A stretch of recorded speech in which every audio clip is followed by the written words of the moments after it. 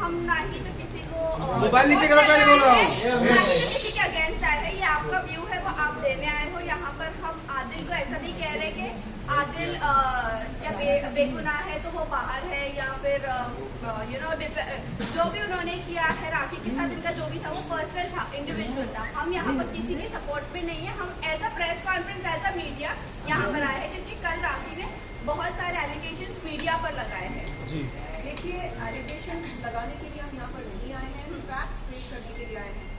Fact number 1 ये है कि मेरी मुलाकात आदिल भाई से सबसे पहले अम्बोली पुलिस चौकी में हुई थी। वहाँ पर मैं गई थी मिस मोटर माउथ के खिलाफ एक शिकायत दर्ज करने, और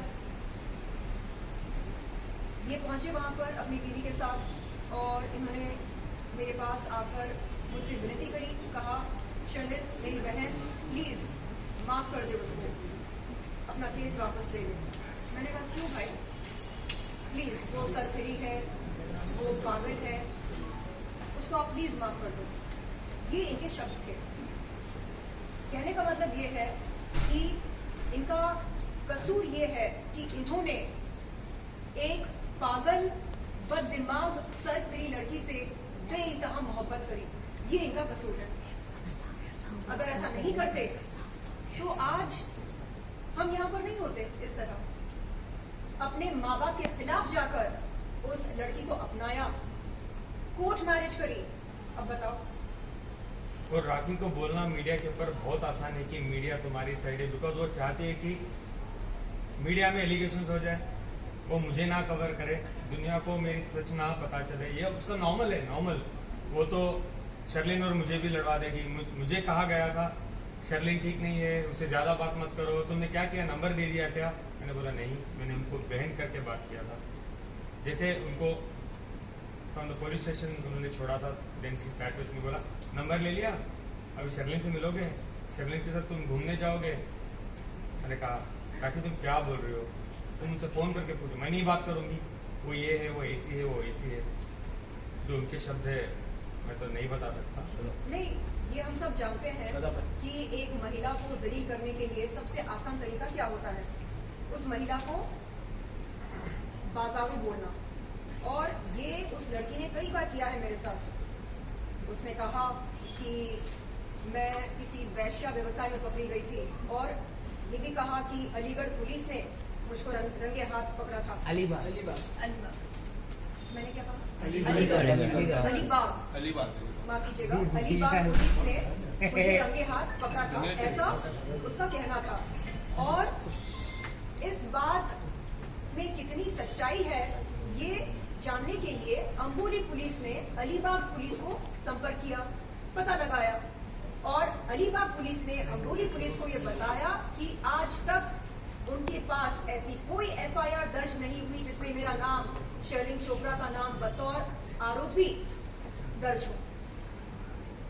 तो आप समझ सकते हैं कि उस लड़की के लिए कितना आसान होता है ये कहना, फलाना बाजारू है, फलाना वैश्या है, फलाना खूनी है, फलाना बलात्कारी है, फलाना ये है, फलाना वो है, फलाना रईस है, फलाना ड्राइवर है।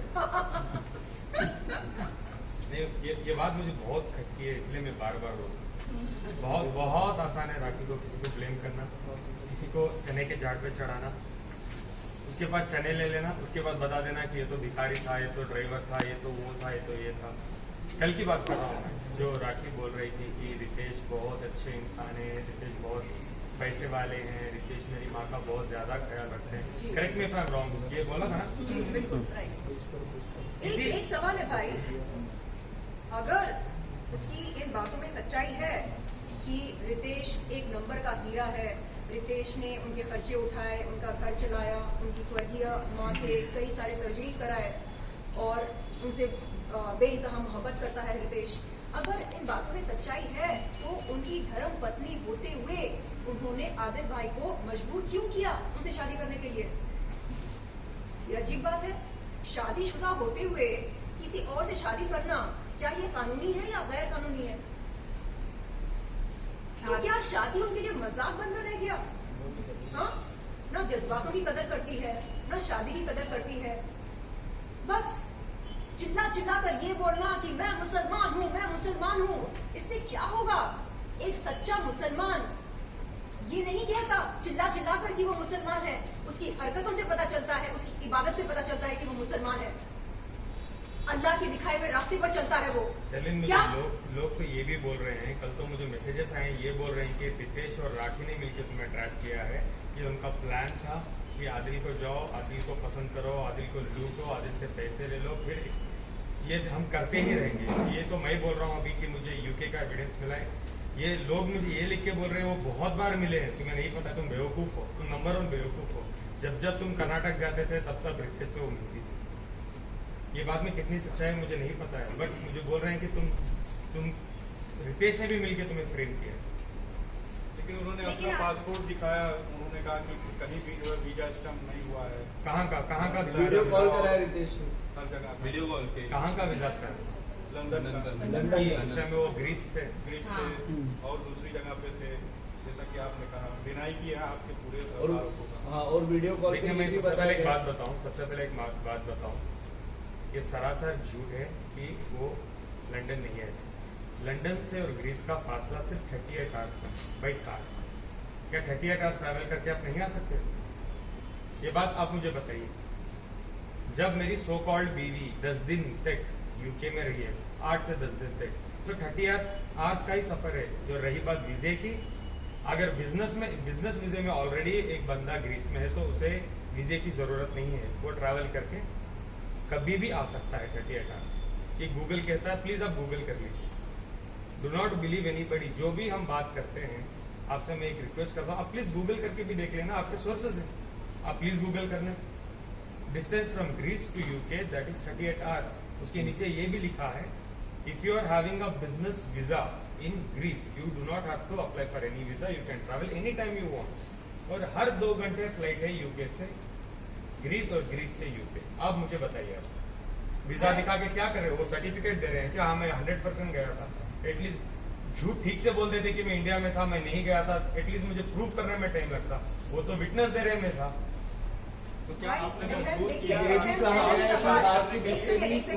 अहम सवाल ये है कि रितेश की धर्म पत्नी होते हुए उन्होंने आदिल भाई से शादी कैसे करी, क्यों करी? ये अहम सवाल बनता है। क्या हमारा संविधान, हमारे देश का कानून इस बात की इजाजत देता है कि एक शादीशुदा महिला शादीशुदा होते हुए एक और पुरुष के साथ शादी कर ले? लेकिन वो ये बात मैंने बोला था कि मुझे पता नहीं था, और राखी ने मुझे साफ साफ कहा था कि मेरी शादी नहीं हुई है। ये सर ने मुझे एक क्वेश्चन पूछा था लास्ट मेरे प्रेस में, डू यू रिमेम्बर? आपने मुझे ये सवाल किया था कि राखी तो शादीशुदा है, दुनिया जानती थी, करेक्ट, तो आपने क्यों शादी की? कल तो रितेश और राखी एविडेंट में बोले हैं कि हमने शादी नहीं की थी। आपने सुना? कैसे बोल सकते हैं शादी नहीं हुई? तो दुनिया को पता था वो दोनों शादीशुदा हैं। जब आप लोगों को बेवकूफ बना सकते हैं एक कॉन्फ्रेंस बुला के कि वो शादीशुदा नहीं है, तो मैं तो राखी का ऐसा कहना है कि राखी का राखी ने ऐसा कहा है कि आप फिजिकल हुए थे और इसीलिए उनको फिर शादी भी करना पड़ा। और आपने उनकी सर पूछिए वकील साहब। You are not going with the root of the matter. See, actually, the marriage between Ritesh Kumar and Rakhi Sawant has been performed at Arya Samaj Mandir at CMH Road, Indira Nagar, Bangalore 38 on 10/11/2019 at 2:30 p.m. It is a registered society as per the Karnataka Society Registration Act. You may be knowing what is Arya Samaj Mandir. So that particular marriage has been performed as per Vedic rites. So whether this particular fact, because Purohit has issued his marriage certificate and office bearers of the Arya Samaj Mandir has issued the said marriage certificate in relation to the performance of marriage between Ritesh Kumar and Rakhi Sawant. और आप मुझे एक बात बताइए। Now what is again the marriage between the Adil Khan Durrani and the Rakhi Sawant, whether the consent for the marriage has been obtained under misrepresentation If it is misrepresentation, it is a fraud, and it is a marriage itself is null. And furthermore, It is gross violation of law. furthermore, she has, while registering the marriage before the Adil Khan and Rakhi Sawant marriage, she has stated, I am unmarried. We have a document. Affidavit hai. Affidavit hai. RTA, today I got a document from the Register of Marriage. The car West, it reveals that she has stated she is unmarried. और false affidavit बनाना False affidavit. एक बहुत बड़ा जुर्म है. And one more thing.